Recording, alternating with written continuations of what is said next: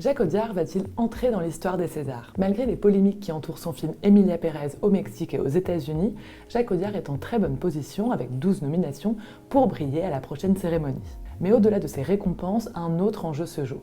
Qui deviendra le réalisateur le plus récompensé de l'histoire des Césars? Roman Polanski et Jacques Audiard sont actuellement à égalité avec 10 Césars chacun. Mais si Audiard décroche cette année le César de la meilleure réalisation, du meilleur film ou de la meilleure adaptation, il passera en tête. Parlons un peu de chiffres. Roman Polanski a eu 5 fois le César du meilleur réalisateur. Pour Tess, Le pianiste, The Ghostwriter, La Vénus à la fourrure et J'accuse. Il l'a eu 2 fois pour le meilleur film, pour Tess et Le pianiste, et 3 fois pour la meilleure adaptation, pour The Ghostwriter, Carnage et J'accuse. Jacques Audiard, lui, a eu 3 fois le César du meilleur réalisateur pour De battre mon cœur s'est arrêté, Un prophète et Les frères Sister. 2 pour le meilleur film, pour De battre mon cœur s'est arrêté et pour Un prophète. 4 fois pour le meilleur scénario ou adaptation pour Sur mes lèvres, De battre mon cœur s'est arrêté, Un prophète et De rouiller d'os. Et il a également eu 1 fois le César du meilleur premier film pour Regarder les hommes tombés. Ça, c'est les chiffres, mais si on regarde de plus près, il y a d'autres éléments de comparaison.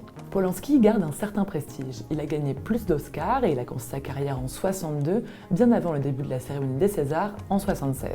Il aurait donc pu en cumuler davantage. Mais le réalisateur est accusé d'abus sexuels sur mineurs ainsi que de violences sexuelles pour des faits remontant aux années 70 et 80. Son prix du meilleur réalisateur remporté en 2020 pour J'accuse avait d'ailleurs provoqué l'ire de nombreux professionnels du cinéma. Jacques Audiard, lui, a quelques autres records dans sa mallette. Car Un prophète et De battre mon cœur s'est arrêté sont respectivement les 3e et 4e films ayant remporté le plus de Césars. Devant eux, il y a Le dernier métro de François Truffaut et Cyrano de Bergerac de Jean-Paul Rapneau qui ont tous les deux 10 Césars.